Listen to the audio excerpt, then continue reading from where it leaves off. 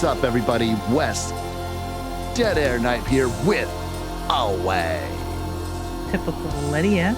Today's show, we're doing the 1987 certified classic, The Lost Boys. What kind of sound was that? That is the sting in Cry Little Sister. Oh, okay. Yes, it is. It is that sound exactly. Oh my gosh. I didn't know what you were going to go with. I thought you might have just said Michael 27 times. Actually, to be correct, to be fair, 114 times. There is more than one Michael per minute. Yes, there absolutely is. This is an endlessly quotable movie, and I was going to settle on one of the many lines that you could just say from this movie, and I think a horror fan would know what you are talking about. By the way, you are listening to the Dead Air podcast. I did not say that earlier, but I'll say it now. Quotable things, I quoted one last time. We've probably quoted it here and there. It's just Noodles, Michael. I say that here and there. I like that. You know, the vampires everywhere comic book.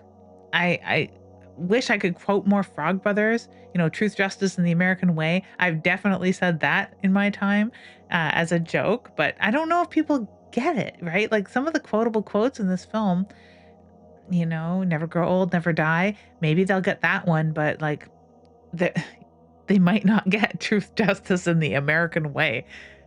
Yeah, they'll think you're talking about that dork Superman, when in fact, you're talking about a dork who likes Superman. Oh, and they are dorks. I love this movie for the Frog Brothers specifically.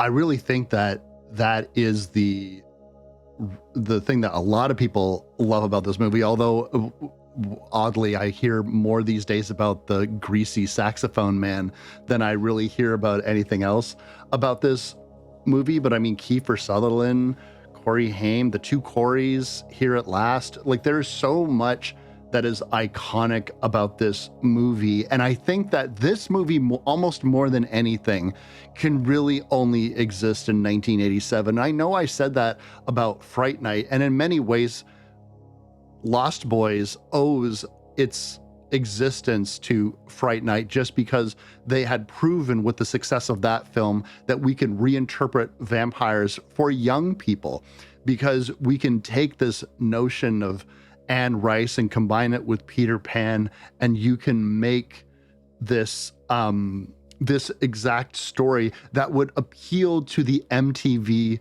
generation that was coming up, the young Gen X who were teenagers now themselves, and they were looking towards these vampires, cool, leather-bound, wild hair, rebellious, on motorcycles. This had taken vampires from stuffy, cobweb-ridden aristocrats from some faraway place. It wasn't suburbia. This was cool. These were cool kids that were in the margins, that had fallen between the cracks, that you could imagine yourself as running away from a regular home life into this adventurous, magical fantasy world, because this film operates in two very different worlds, one that's fairly grounded and then one that is a complete mindfuck, dream logic, just like Fright Night in certain scenes. But this film, with Joel Schumacher's directing, takes that to the nth degree, wouldn't you say? It really, really does. And I think that crossover was done so seamlessly that it takes several decades of life to see through it properly. Where when I watched this, I was probably about, I don't know, 11 or 12. And I was the prime age for this particular movie because I had my aspirational group and the teenagers and the vampires, of course. Going to a carnival, walking down the street to the tune of People Are Strange by Jim Morrison was like every young preteen's dream. Like, you want to go on vacation or, you know, be displaced with your family to a new place where there's a carnival or whatever, because I'd never experienced the American boardwalk, as it were. You want to be walking through the streets filled with punks, just punks everywhere. So you think it was going to be, right? When you go like on vacation or whatever, and it never ever was. It was never that fun. Even the curated kind of vacations we went on to Niagara Falls where you could get a semblance of this, it was never this fucking cool. And it still isn't that fucking cool, but it's like, here I am at 50 years old going like, why can't Santa Carla really exist? But, it would come with things like the beach fire parties, which I've attended, even with punks and mohawks. It's not even as cool as it is in this film. And Tim Capello, he's the one thing that sort of helps belie the dream logic that he really exists. He's really that cool. He's still fit and he plays the sexy sax like for real. For real, for real. You could reach out and touch him. You might slip off them if you're not careful. But there is this. I've been to the boardwalks of New Jersey. I've never been to the boardwalks of Santa Cruz. This whole film was filmed in Santa Cruz and then changed to the fictional location of Santa Carla. And oh my God, the atmosphere, the living, breathing atmosphere of this boardwalk is intoxicating. I don't know how anybody could watch this movie and look at this boardwalk, look at this perpetual carnival, these video stores, these comic book stores, all of these punks, these beautiful, beautiful punks and goths and surfers and hippies and weirdos, and not just want to be there. And I think that so much of this film is such an aesthetic that you can just put on and vibe to, and you can imagine yourself there. And there's this, by the way, film had one of the largest casting calls of locals that was ever come to Santa Cruz up to that time.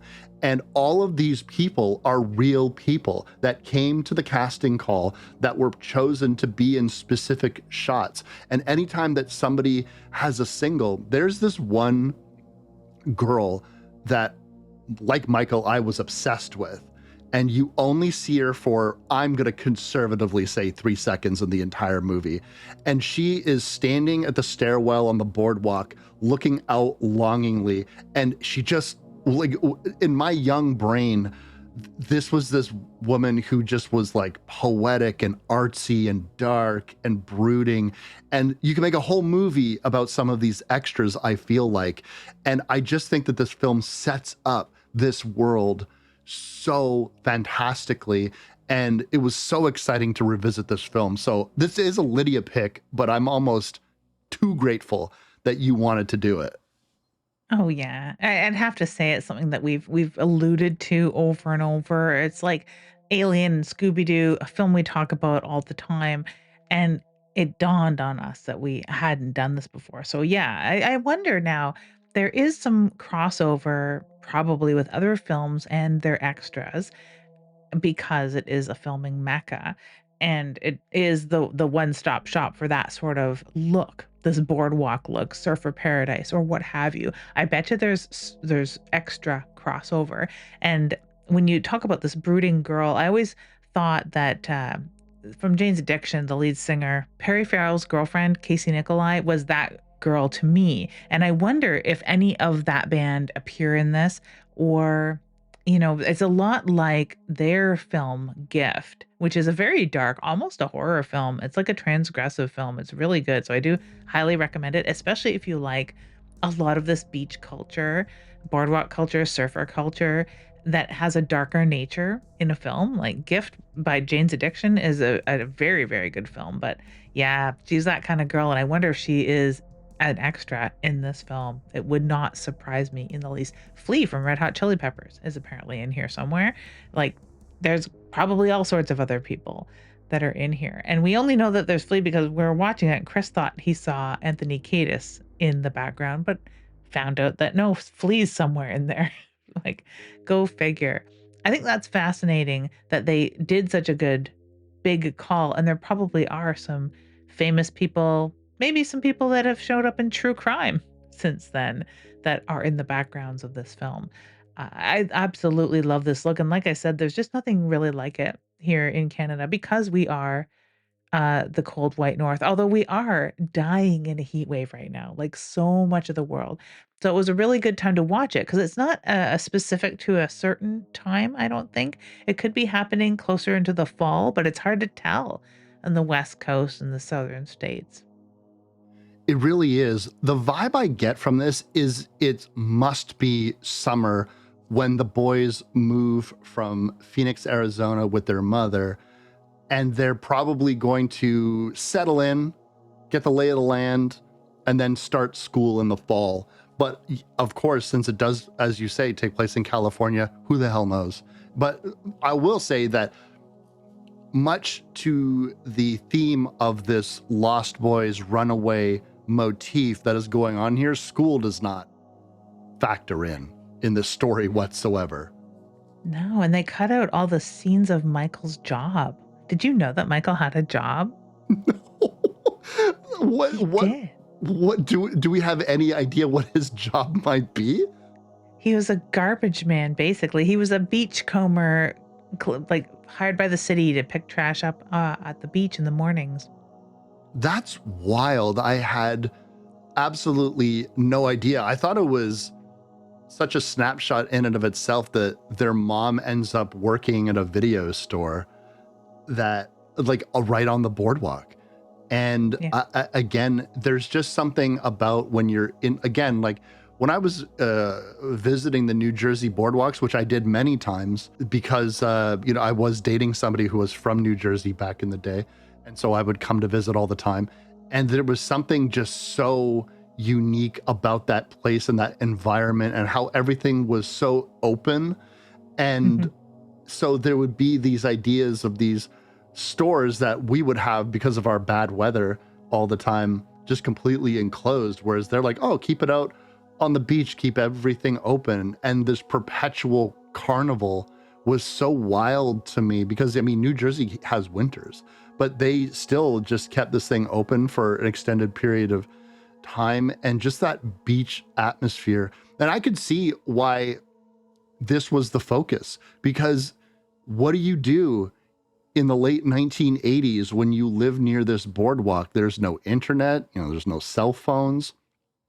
So you have these kids that could just go to this place every day, and you don't need a lot of money because pretty much everything is free.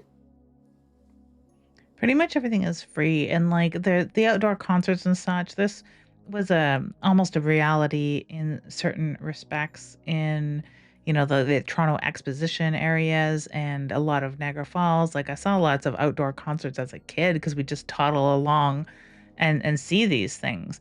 They didn't charge an arm and a leg, and we weren't so overpopulated, so you could actually toddle along and get to these things. Nowadays, it's like you need to have a definitive plan and a backup plan and transportation with backups and a lot of fucking money to do anything and have any goddamn fun. I don't know. It's not a wonder to me that youth crime is it seems to be at an all-time high and delinquency because there's nothing to fucking do anymore. And not that they weren't being delinquent. That's part of the story here, that the lost boys or these kids are definitely being delinquent. Now I have a segue that you will not believe. Hold on to your butts. I do want to go to a great boardwalk in Ocean City, Maryland. That's a place where my husband's family definitely spends time. I've not gone yet because we haven't had the time. But I do want to go there and see the wild horses. And I've wanted to go and see these wild horses for quite some time. And not that I'm a horsey girl. I do grow up around horsey girls, and I grew up with a horse place across the road from me. And I do like horses. And but I specifically interested in seeing a wild horse in their natural habitat because that's just so neat to me that that exists here in North America. And we have wild horses here in Ontario. And I had researched it a little here and there because I was like, where else can you go see wild horses in their natural habitat?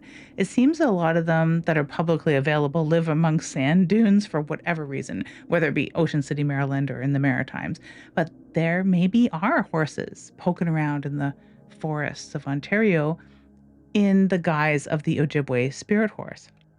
And then I found out there are Ojibwe spirit horses here in Ottawa, and I went and saw one at summer solstice, a couple of them. They had 4 horses there that are of these endangered wild horses.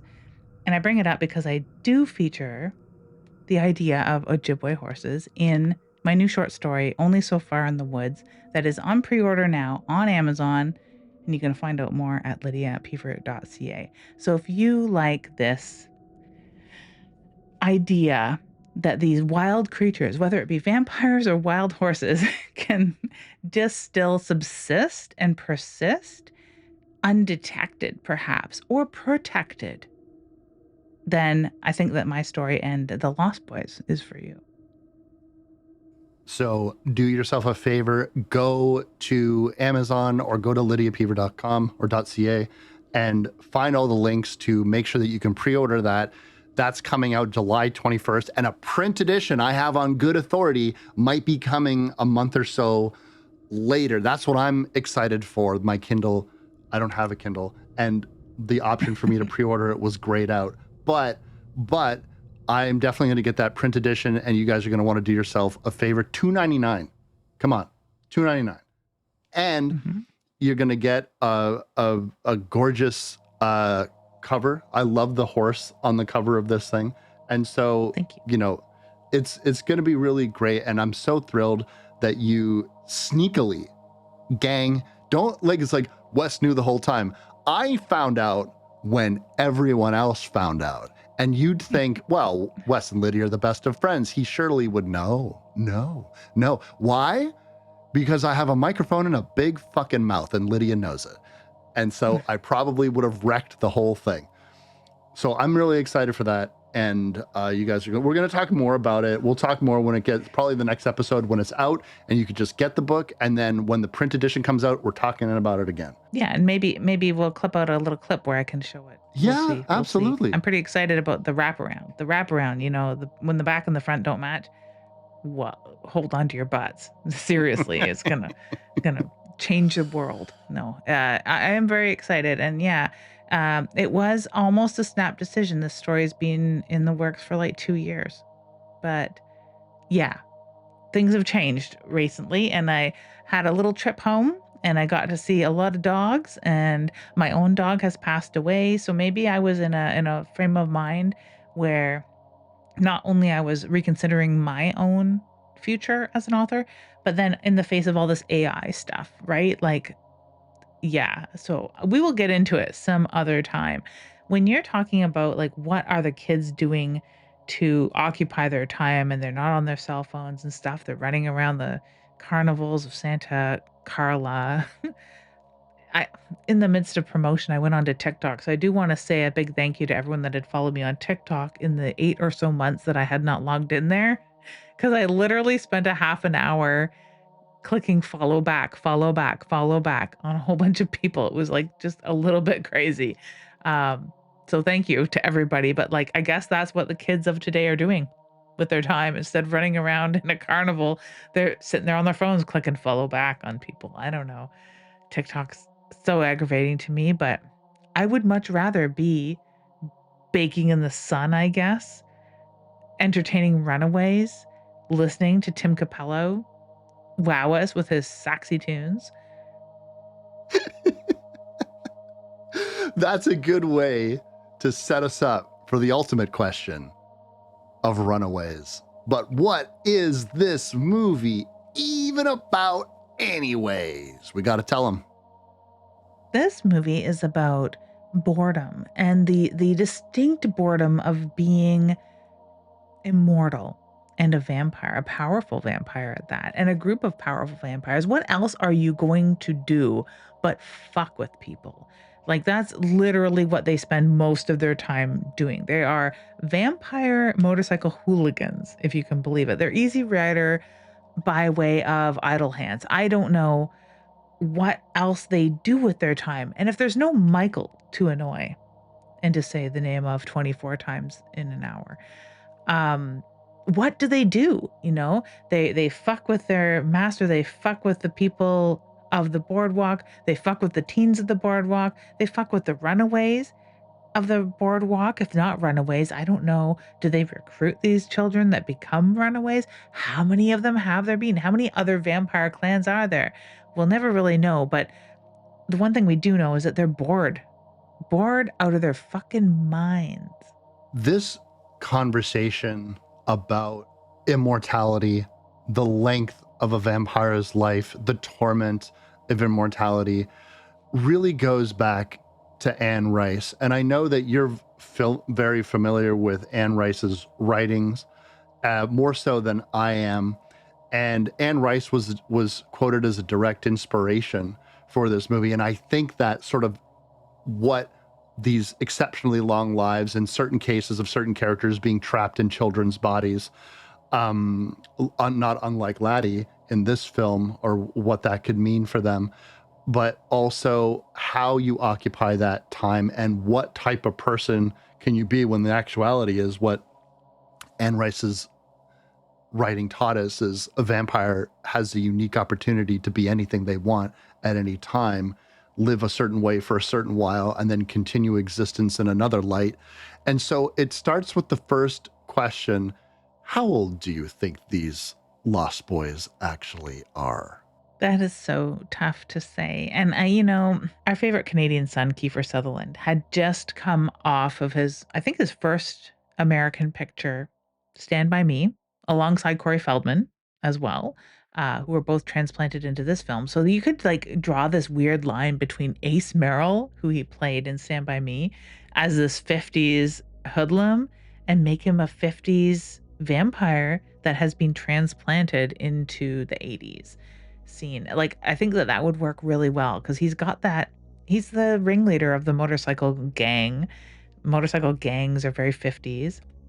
He sure looks very modern with his hairstyle and stuff, but you can make those changes, I think, in these vampires. Unlike Anne Rice vampires, where you can't really change much about your look. Your look is sort of frozen in. But I think he's probably like from the 50s. So he's maybe one of the older ones. And the others are just being picked up here and there. I think the more quiet of the two, Dean and whatever the hell his name is, I think that they're recent hires, so to speak, because they've Mm-hmm. got that very Cinderella, Poison, Motley Crue hairband looking look about them.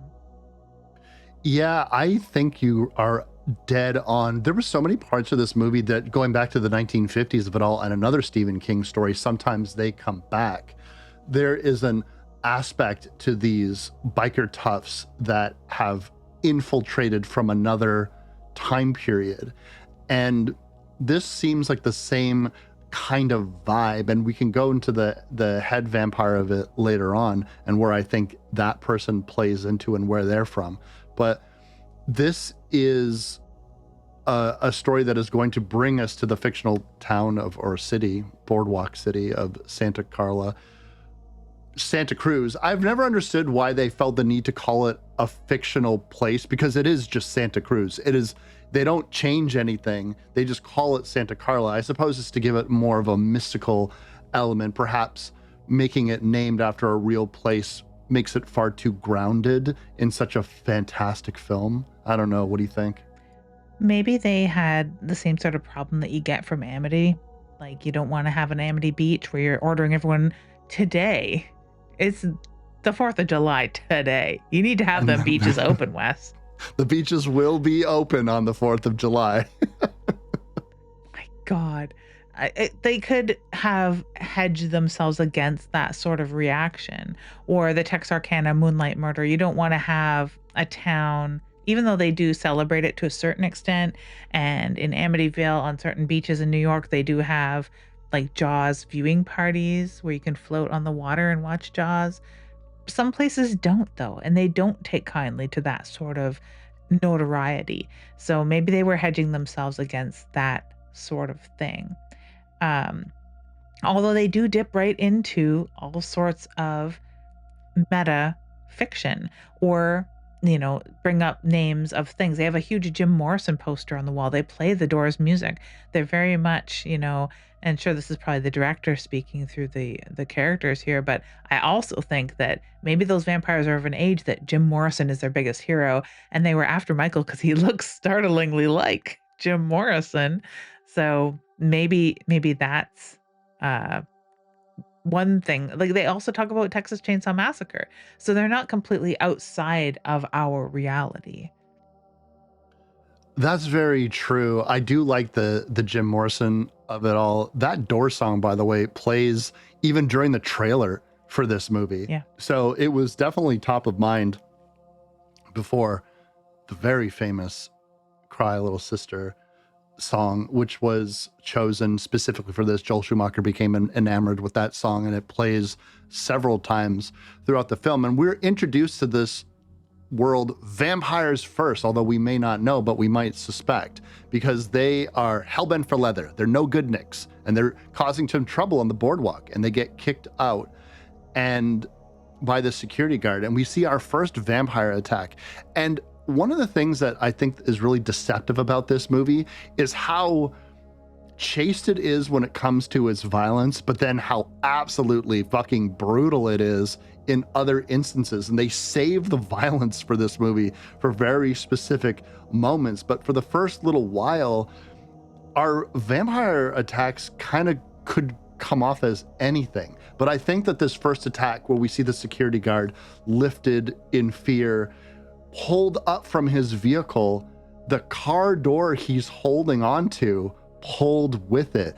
It gives us an impression, okay, something is attacking from the air. Something has immense strength to pull a full-grown, heavy-set man into the air while he's holding on to the car door and then taking the car door with it. It's not overly gory. We do get some of that later, but it is unexpected. Unless you had your spidey senses tingling with that first kind of drone shot. Well, they don't have drones back in the day. These were expensive crane and helicopter shots, for crying out loud. Very expensive, prohibitive, perhaps. Shaky, maybe. But the shakiness sort of adds to it. Like, that's not a drone shot. It's just not an atmospheric gag that we're looking at when we see, and we see it often in this film, something flying through the air. It's a killer point of view. And I think it's done so deftly and so artistically that we forget about it, and we get it again with this security guard killing. But it doesn't dawn on us until later in the film that this is a killer point of view. And I really do appreciate that. There's some other scenes where they're coming in, swooping down, swooping low, and coming in for the kill that I really, really love. And this is just the first in a line of that. And you're so right about the POV shot, because that's definitely what it is. And also, so many movies have establishing shots that will show you the environment in which the story is going to take place. How many movies open with a shot of New York City, right? Yeah. And so it is that POV shot. You have that beautiful song playing that itself has become an entity all to itself in terms of horror fans and how many times it's been reinterpreted. But so now we are cutting away from this sign, because we're starting with a little bit of horror, but now we're going to dial it back, and we're going to be introduced to Sam, Michael, and their mother, Lucy. A fractured family, Lids. This was very common. It's still common to this day. Divorce rates are high, but this was getting more depicted in film on a more regular basis. And this adds to the Lost Boy atmosphere, because Gen X was growing up in a world where latchkey kids were unprecedentedly popular. Like, we were, for the first time ever, generations of children were coming home to empty houses. One, because of the new economic independence of women. Women were getting jobs while also being mothers. Fathers were going to work. And so both parents were working. And then the other factor of that, because of independence, because of people not being locked down into marriages the way that they were, perhaps being financially dependent on another person, divorce rates went up as marriages that weren't working and women that no longer felt trapped were able to escape these situations. And so this mother, and we don't know anything about Michael and Sam's father. We don't. All we know is that she felt comfortable enough leaving him and was sure enough of her future to move all her belongings and her kids and herself to her father's. And her dad exclaimed, "You're the only woman I know who didn't improve her situation with a divorce." So she did have a lot of faith in her success as a single mom, which is like a new thing at the time. And also it could note, and again, I don't know. We don't know what I don't know what the writer's intentions were, but maybe it was a situation that was so bad for her and her kids that, yeah, okay, I'm not improving my situation, but getting away from him might be the improvement unto itself. Right. So, no, they're not going into like a place in which they're financially stable. She doesn't have a job. She doesn't know what to do. And so she's falling into a safety net, going all the way from Phoenix, Arizona. I love Phoenix, Arizona. Arizona is a beautiful place. And going to Santa Cruz, although I think that the boys, Michael and Sam, don't much care for their situation. It's the classic, why are we moving? Although, to be fair, Sam has a very dim view of being in Santa Carla. And just from my outside perspective, I was like, man, this place is beautiful. Why wouldn't you want to go to this place? Like, this fucking boardwalk rules. It's not like they're going to a sleepy small town with 5 people in it, even though there's one scene, a very famous scene, that makes it kind of feel like it might be a very, very small town. But I don't know, man. It's packed with gorgeous punks. What's not to love? It doesn't have a swatch shop. He can't buy his Ocean Pacific stuff. Ocean Pacific is for posers here, right? You need your body glove, and he's not feeling the surf culture, obviously. He wants his MTV, Wes, and Grandpa doesn't own a TV. Wanting their that is such a good pull, by the way. Like, because again, this is the MTV generation, and I don't mean to keep saying that, but to me it very much explains so much of the music and editing and the vibe of this movie and how it just seems so cool, right? Like, that's the thing that kept coming to my mind when I was watching this movie. Everyone's just so fucking cool, including Michael.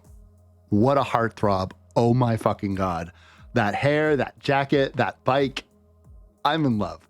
And the thing that I think is so good about this family dynamic, and why I think it speaks volumes to Michael's journey on this film, and why I think he was able to resist so effortlessly in a way, is this is not Goonie brother, older brother, he fucking can't stand his little brother, and he's giving him noogies and he's throwing him out the door. He doesn't care. These brothers love each other. They have a sweet relationship, good dynamic, and they love their mom. Their mom is like the sweetest mom. This is a good family. This is just so magnetic of a collective of performances on characters that in other movies, maybe lesser movies, I'll say, we wouldn't really care about this family dynamic. We would want these family members out of the way so we can get to the vampires. We do, and we do get to the vampires because they do kind of have their own agenda, these kids, and they do spend time together to a certain extent. But when you would expect it, it's sort of like, "Hey, little brother, don't you have something else to do? Why don't you go off in there?" Enter the Frog Brothers. But like, they do have a sweet relationship, and Michael does seem to care for his mom. His mom is also a very independent. She right away goes and gets a job, which affords them even more time alone. So we do have the best of both worlds with it's demonstrated that they're a close family, it's demonstrated that they get along and they want to spend time with one another, but it's also shown quite quickly that they all do have their own agendas and they all are very independent people. Even in the house alone, when grandpa's there and the youngest, Sam, is home, they don't like intermingle a lot. They're all very independent, but it's that sort of like cohabitation that speaks volumes because they're not on each other's nerves ever. It's kind of adorable. And I think that it is aspirational too, in a certain extent. And it was at the time because there's probably a lot of younger women that were new single moms looking at this and being like, you know what? My kids can learn to get along. Kids can have dinner with the new boyfriend. I can go get a job and be happy because she's not once having a woe is me moment.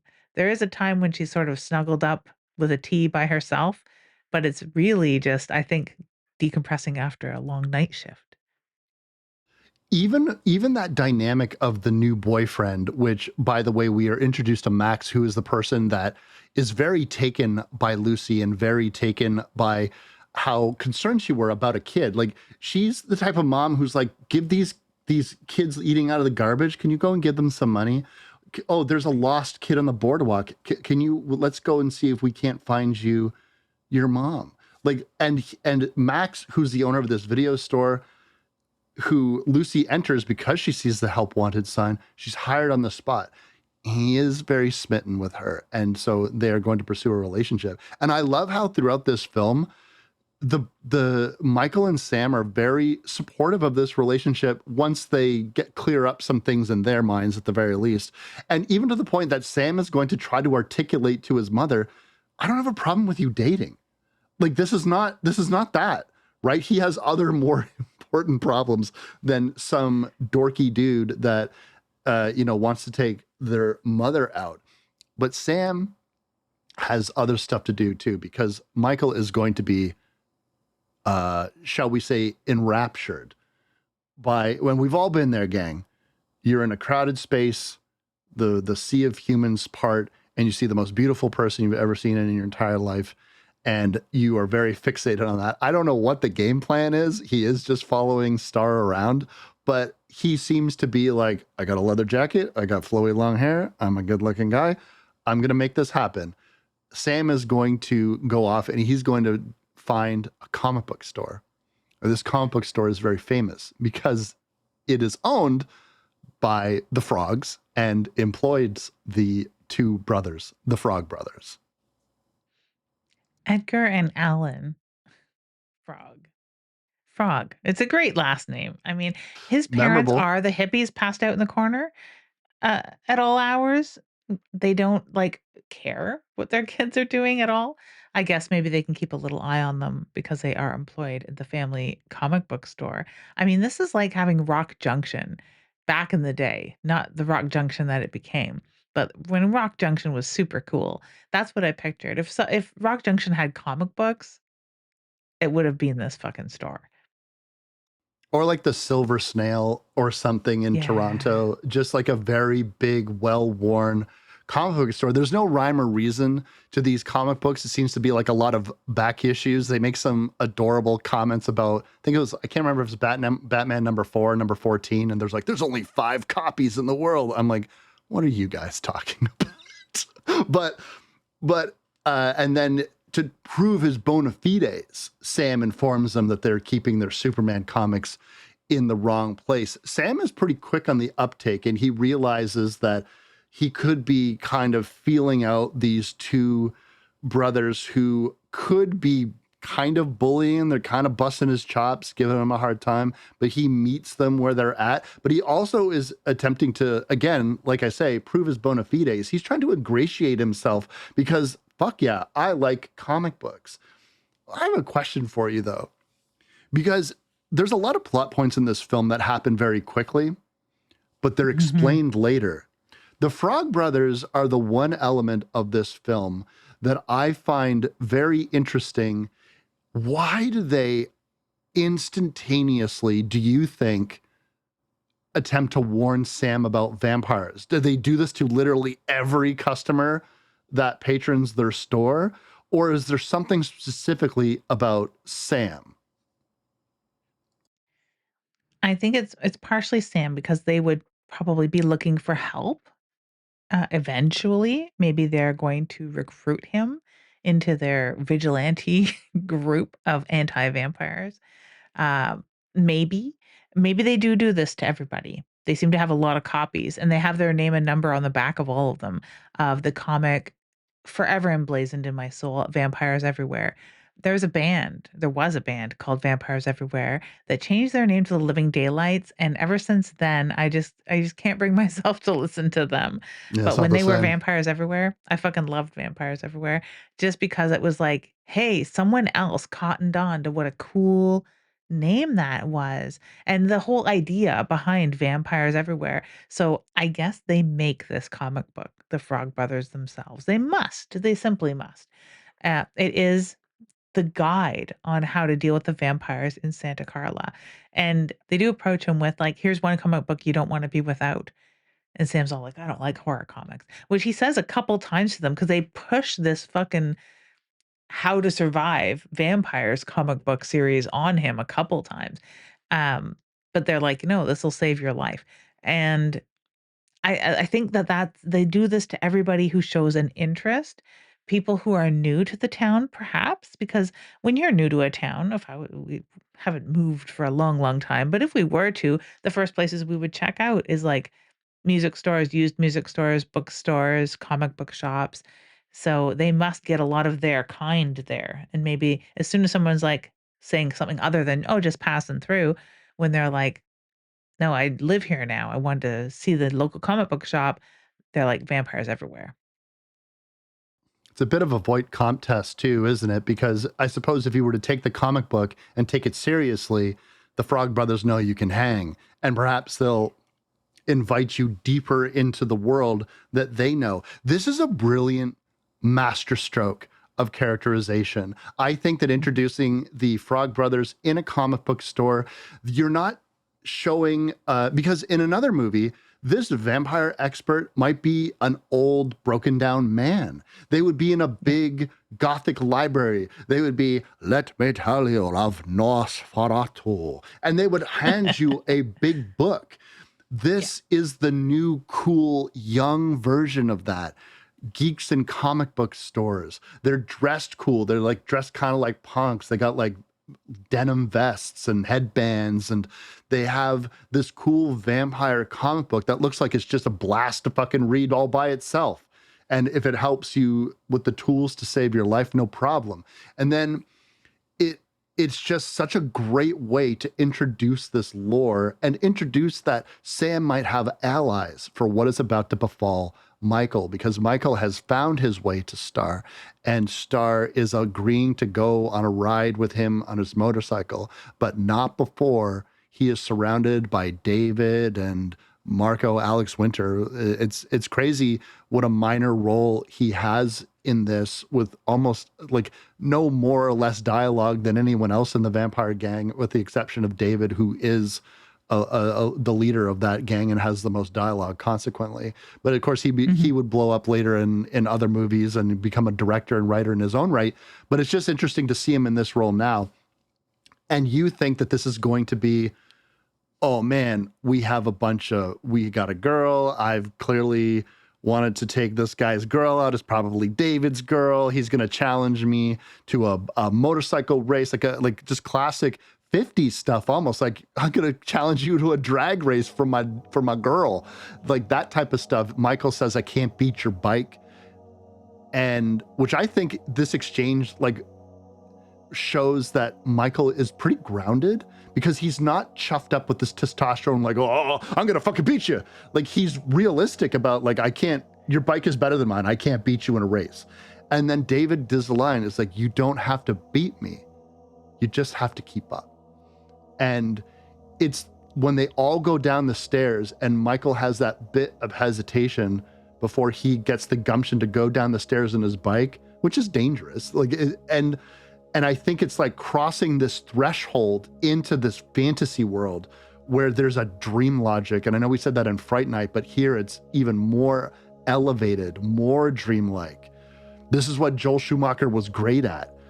And so you have this moment where these characters are going to go on this journey together, not as rivals, but as someone that David is interested in recruiting. What does he see in Michael? Other than that he looks like Jim Morrison, I don't really know. Or if they do this because they're fucking bored. How many times have they done this? How many missing persons posters have you spotted in that I went completely unnoticed because you're like, "Oh, beautiful punks," and, "Oh, look, Santa Cruz, oh, boardwalk, everything's so cool." There are hundreds of missing person posters fucking everywhere. So I tend to think, aside from him looking like Jim Morrison, maybe they need some fresh blood. Maybe their ranks have dwindled. Maybe other people attack them all the time, like the Frog Brothers. Although it doesn't seem the Frog Brothers know where they are living right now, but maybe they have had some casualties and need to replace and swell their ranks. I don't know. Maybe David himself is lonely because the other guys are fine. They seem to get along well amongst one another. David is always sort of sitting a little bit separate, just a little bit from everyone else. He's always up ahead in front of everybody else. Maybe they need more brown-haired guys. I don't really know. I do think that there's a potential there where David does see Michael as more of an equal than perhaps he sees the other members of the group. Although I do think that he does care about the other members of his clan, because I think they do it in a very subtle way when Marco's fate happens. And I wish they leaned into that more, but I think that they did a good enough job.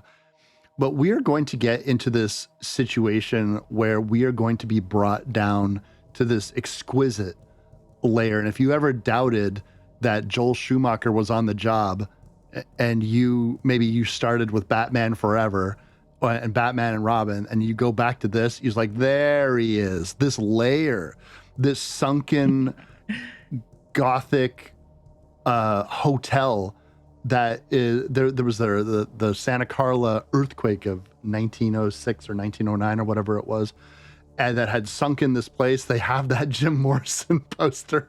Like, it's huge. It's just in the corner there. And they're going to introduce him into this. And I had a very specific question for you as our resident vampire expert, if you will, if I could call you the vampire expert. And I do, because you are. What do you think about this siring scene?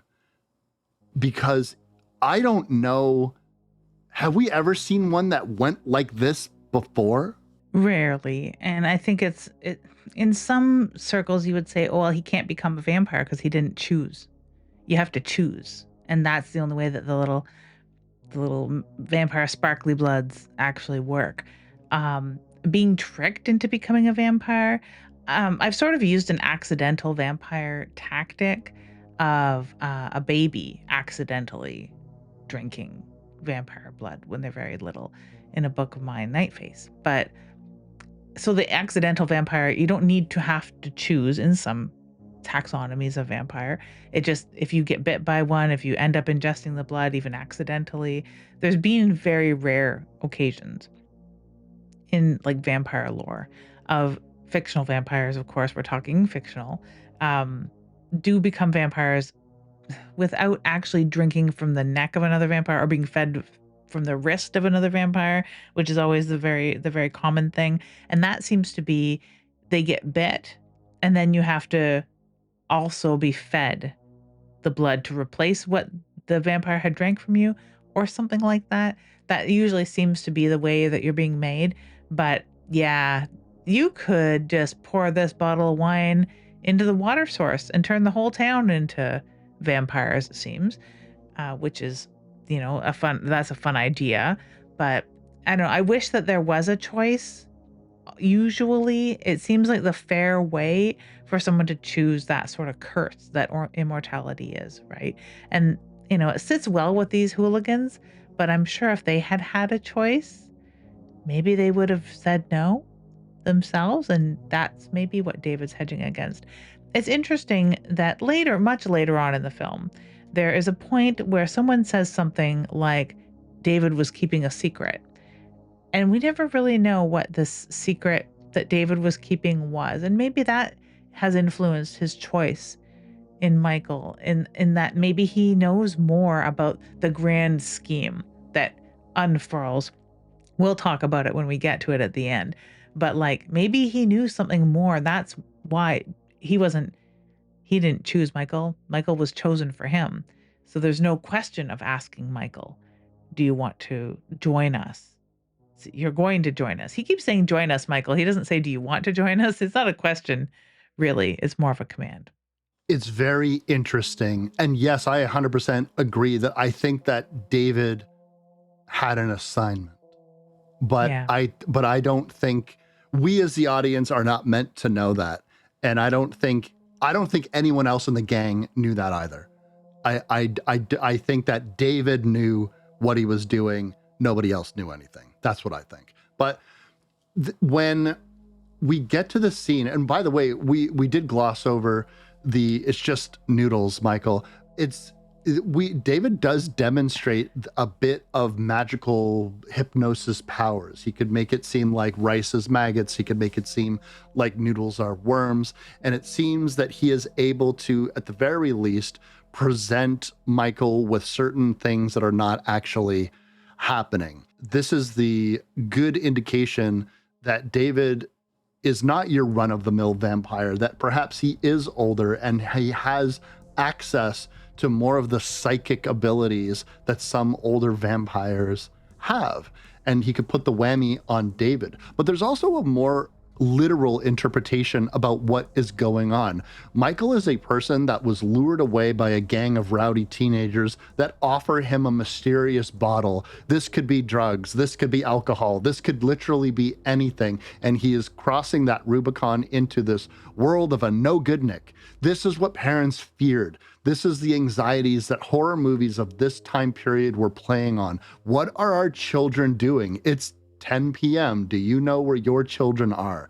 That is what this is. Their mother is busy at work. Their grandfather is, if he's not taxidermying something, he's taking some ladies out on the town. He's like a boyfriend in an episode of Golden Girls. We don't know. We do know that right now, Michael is by himself with a group of strange teenage boys who are offering him a strange liquid. And then he proceeds to ingest it and then begins to trip fucking balls. Well, that song comes back, and now we're in a music video. It is a music video, and I mean, it is superseded with the join us, Michael, kind of talk that he's given. And we've already seen that he can indeed keep up on his motorcycle.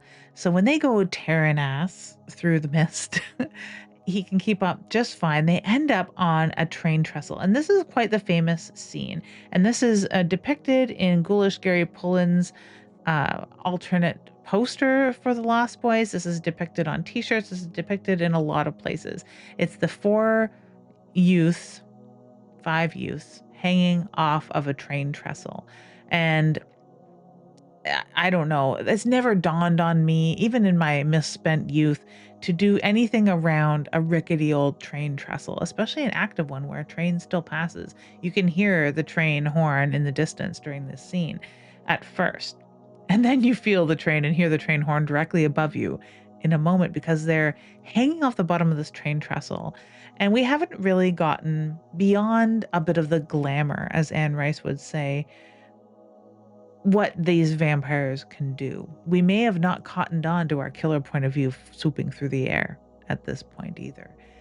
We don't know what Michael will be capable of or how quickly this change is affected, but all of that is answered fairly quickly here. They're hanging on from the underneath of this train trestle as the train goes over. It's excruciatingly loud. It's a terrifying scene. It's a terrifying idea that they're doing this for kicks, and one by one the other vampires or hoodlums are letting go and just dropping into the mist. This is excellent acting, by the way, between Kiefer Sutherland and Jason Patric, where they're face to face, hanging from this trestle with the screaming noise and the wind and the mist. And just let go, Michael. Just let go. You're one of us. Just let go. And they haven't used the word vampire yet in this, except for vampires everywhere, the Frog Brothers themselves. But this group, and I don't think that they really do, even when it all is on Front Street, right? Later on, after the bonfire massacre. But here it's just, you're one of us. Let go. What a perfect analogy for what Michael's going through. I think it's a really beautiful scene, and it's just a really bespoke scene. I don't think that any other film could get away with something quite like this. I think that it's such an outlying scene in the rest of the film, and the most fantastical, the most like a dream, the most fantasy, and them dropping into the mist. Because this part of the town, by the way, doesn't even look like it would be part of Santa Carla. It looks like now you're in some kind of rural, landlocked town area where there's a gorge or something. It doesn't necessarily make a lot of environmental sense. But it is asking Michael very simply for a leap of faith. And that is what he needs to do. Now, Michael himself is not willing to let go, but eventually his grip gives way and he falls. He doesn't fall to his death, and he doesn't even fall to the ground. He wakes up later like Larry Talbot, covered in dirt Yeah. and in his bed. And this is where vampire as strung out teen comes into play. He could just be on drugs, Lydia, because he's sensitive to the light. He's hungover. He's dirty. He doesn't know where he was. And he was out all night. And his mom's worried because she has to work and she is going to be out. And she needs to make sure that someone is there to watch Sam. And he is going to assure his mother that he is going to be doing that. I really wish in some ways that a lot of the comedy from here on in would be dialed down, because I want to stay with this story. I want to stay with strung out Michael and his mom looking sideways at him and the vampire teens that he's been hanging around with. Instead, we do, and as endearing as it is, and as enchanting as it was when I was only 11 or 12 years old watching this, we spend a lot of time with Corey Haim's character, Sam, and Grandpa in interstitials in between this, and it's like some comedic scenes, which I wish didn't happen because it takes away from a lot of the tension from the vampire story that I am here for, and that we have just been really actually introduced to, and we need some answers as to how these vampires operate that we never really get. But we do get a little bit of him not being honest with Sam, but telling him like, yeah, I was out late with these new friends of mine, and I don't remember much after Chinese food maggots. I do agree with you, because if anything, the comedy gets amped up. They Yeah. don't diminish it. It gets funnier.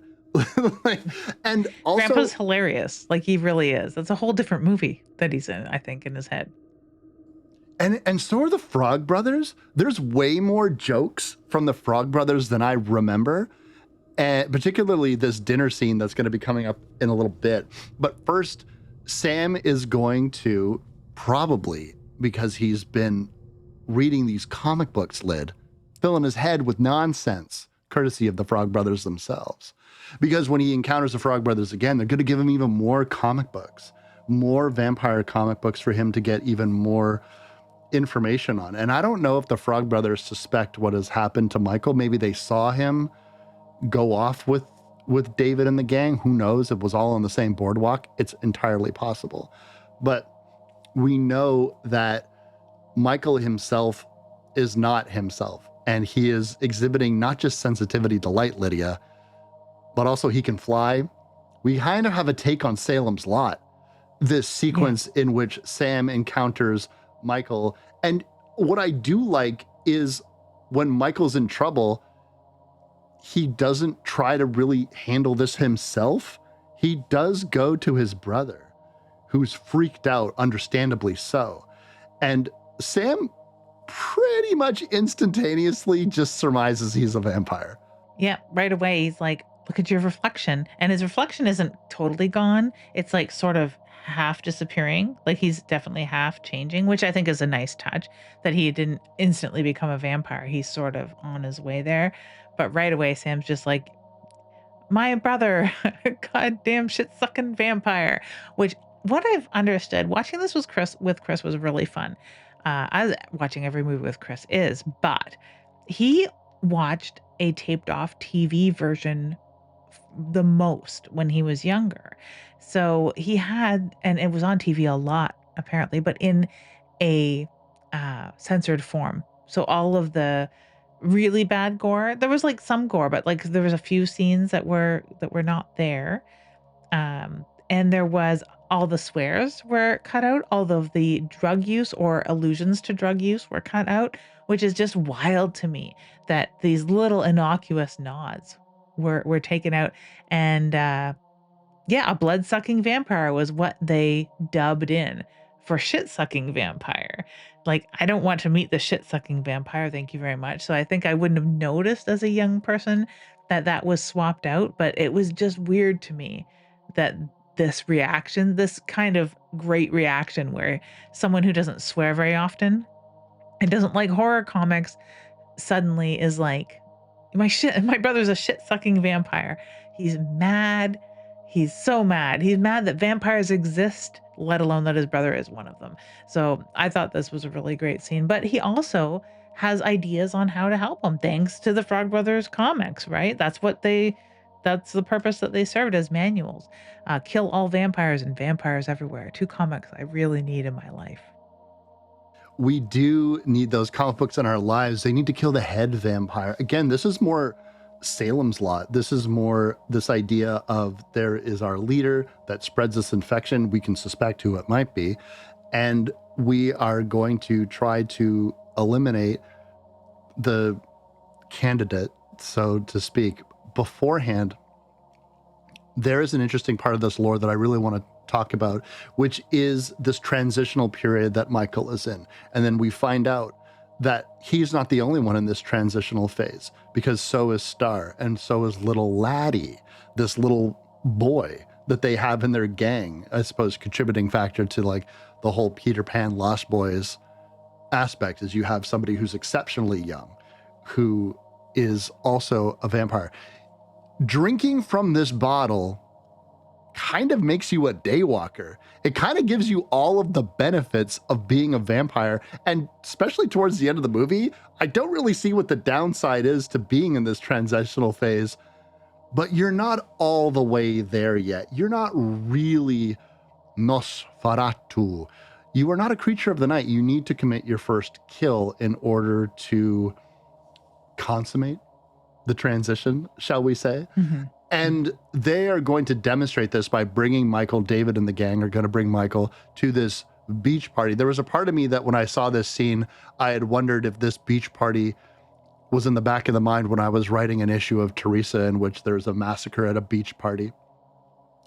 But Mm-hmm. and I was like, oh, I wonder if this is what it is. But I want to talk about this sequence because holy fucking shit. So far in this movie, I think we can agree that this movie's been pretty fucking chase. Yeah. I think that it's not very gory. I don't think that there's a drop of blood. You don't even see blood when Michael sips from that bottle. You don't even see the contents of the bottle. It's like Jesus juice. It's like a spangled wine bottle. You don't see what's inside of it. But then you get this massacre on the beach. Lids, these vampires are fucking maniacs. Like, they are tearing these partygoers apart. There's one sequence, blink and you'll miss it, where they bite a fucking dude and then just chuck his corpse on the fire. Yeah, that's my favorite. I do like the vampire bite in the top of the head and the blood just spurts out like Oh mad. my It's God, it's backlit crazy. too, so it's like very comic book, very, very comic book style. The ferocity at which they attack these people is great. The small tweaks to their vampire faces too, like the makeup is very high because they're vamping out like mad here, but they're still not monstrous. They don't turn into full-fledged bats or anything like that. They are just sort of half changed, which is great. And it also adds to that feeling I have that they're just fucking around. Like, sure, they need to feed, but they don't need to do it like this. You know, they don't need to do it like this. They can drink it out of a fucking wine bottle, but they're having fun. They're fucking with the locals and they're tearing shit up because they're hooligans. It's fun. There's a lot of fun to this. And tearing the scalp off someone, that's a very short scene that you barely can see, but they're laughing while they're doing this. It's great. It really is shocking when you see. So we have seen vampire attacks throughout this film before. They're always filmed in the exact same way. We see the security guard, he got taken off with the car door. There was another couple a little bit deeper into the movie that it's the classic making out in the car scene. Then one dude, again, we're seeing POV of them coming down to the car. One guy gets carried off, another girl gets carried off. That's what we're seeing. We are not seeing any part of the actual attack outside of that. And so when you get to this beach scene, holy fucking shit. And I think that it's important to demonstrate to Michael what exactly he's agreeing to. And he rejects it. He runs away. And this doesn't seem to bother David and the other vampires that much because, as we learn, they've encountered this exact problem recently with trying to turn Star and then trying to get her not to run away by having Laddie there as a little bit of an insurance to, I don't know, play on some kind of maternal instincts because he's a little boy. And they are fully prepared and able to sit back and play the waiting game. Because guess what, Lids? They got all the time in the world. They absolutely do. I mean, maybe or maybe not. It seems the Frog Brothers are closing in on them because Sam has gone to them and said, that's it. He's a vampire. He's wearing his sunglasses in the day. You know, he's running around with these hoodlums at night. They are onto it. They're also toying with the idea of who is the head vampire. Of course, they're convinced it's David because he's very much head vampire material. As our B plot, though, their mother is spending a lot of time with her boss, Max, who has these gorgeous dogs. We haven't talked about the gorgeous dogs. We have Thorn and Nanook. I forgot all about Thorn and Nanook. How could you? How could you? Gorgeous, gorgeous dogs. But it is like another sort of story at play, the story of these two dogs in a way. One, a very good protector, Siberian Husky named Nanook that belongs to Sam, that spends a lot of time with him. It's his best friend. It's adorable. And Thorn, who is Max's dog. There's one part where Lucy's bringing a bottle of wine to apologize for Max because she's such a mom. When her sons call and are freaking out on the phone, she like ditches her new boyfriend at the restaurant and just runs home. So the next day she wants to like apologize to him and brings a bottle of wine. But because she's alone, or because maybe someone's sleeping in the basement, who knows? Thorn is on guard. He's not a soft, fluffy puppy. He's not the white version of Nanook. He's an angry, protective husky dog and attacks her. All the while, Sam's looking at his Vampires Everywhere comic that talks about the hounds of hell. So he's telling this to the Frog Brothers too, like, I don't know, there's a hound of hell that's protecting this other guy. So like the idea of having to kill the head vampire is already bubbling around them. So yeah, they have all the time in the world, but they shouldn't carry on like they're acting because yeah, they have all the time in the world, but maybe not for very long. When they determine, by the way, Nanook is such a good boy that they attack, Nanook attacks Michael when Michael is kind of stalking his brother. He's becoming overwhelmed by the thirst and Nanook tears his hand out. This is going to be a little revelation that Michael heals quite quickly after all is said and done, because when he goes back to Star, he goes to the vampire lair. I don't know where everybody is. I think they're out feeding or they're sleeping or something, because he gets down with Star and they sleep together, and he's also in no hurry to leave. And I think that this is all part of this grand seduction of Michael. Ultimately, Star does mention that Michael was her test. She was supposed to commit a kill to make sure that she turned into a vampire all the way, but couldn't do it. And then it makes you wonder, why then is David all of a sudden, if this was supposed to be the person that Star was supposed to kill, why then is David now, oh, actually come join us, Michael, and I guess Star will transition to a vampire in another way. We'll get to that. But now we are going to have this Sam is going to attempt to recruit the Frog Brothers to determine with their expertise that Max is or is not the head vampire by making him expose himself to some of the tricks of the trades. We are talking garlic. We are talking holy water. We are talking reflections. And they're going to have probably the most openly comedic, like this scene is like, I don't want to say out of a different movie because it all fits within the context, but it's the most openly comedic I find. Yeah, it's kinda slapstick because 'cause they're like, "Here, why don't you have some parmesan cheese?" "Oh, it's all garlic." "Oh, what, you don't like it?" "No, I like garlic, just not that much."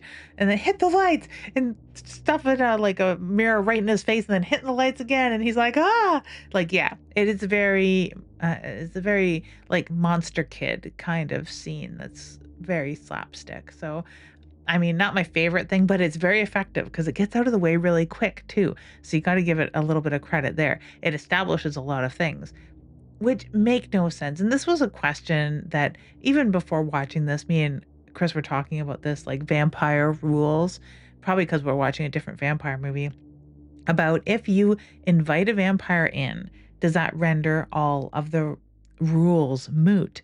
And do they have an extra power of obfuscation? Because things like holy water won't work, crucifixes won't work, garlic won't work, but they work if you haven't invited them in.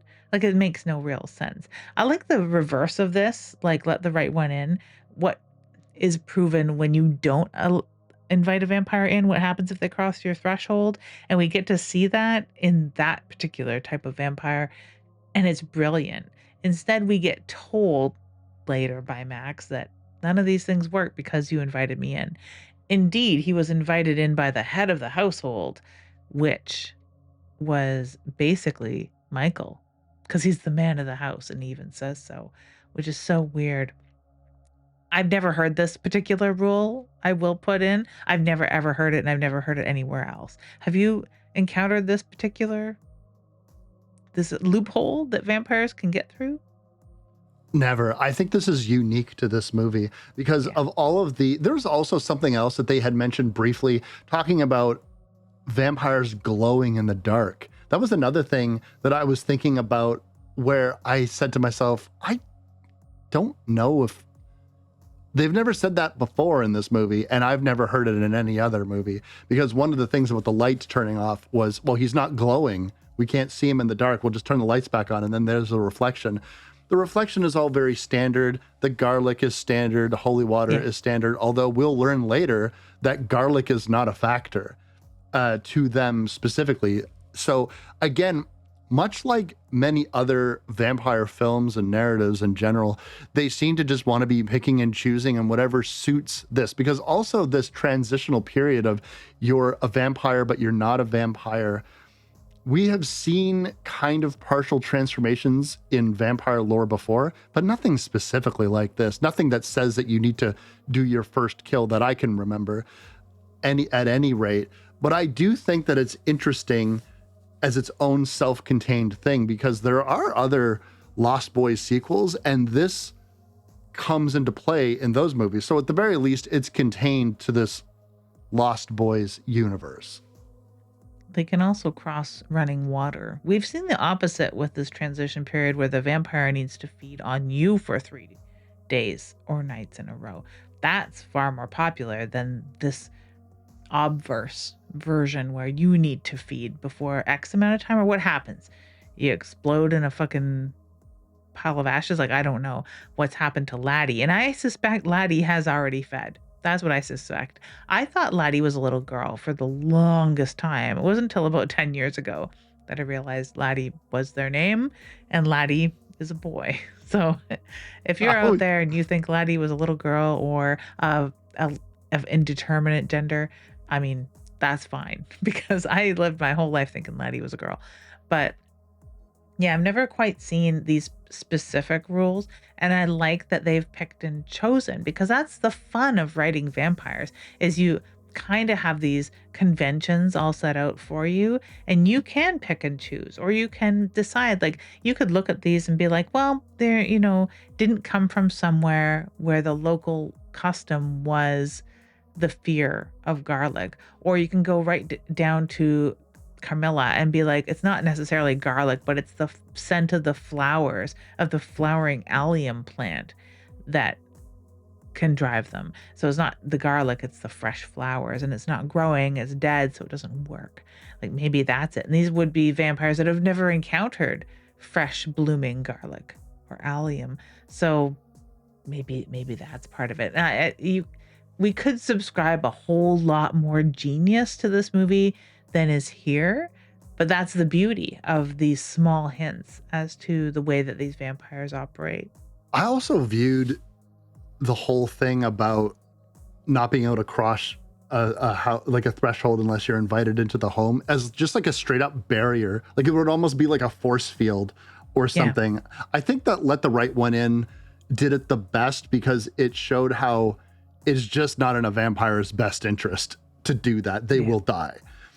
But whereas I suppose the force field at the very least just acts as a barrier to protect humans from vampires unless they're invited in. This is certainly one way to go. But Michael is going to come back because they need to put a stop to this. And Sam assures him that they have experts that can help them eliminate this. We have a little bit of a preparation scene in which they are going to siege David's lair, his hotel lair. And there's an aspect of this storytelling that I think is fucking hysterical. Is when Sam and Michael, with their stakes and all of their preparation, show up because Max was a bust. He's not the head vampire. Obviously not. So the head vampire has to be amongst the gang.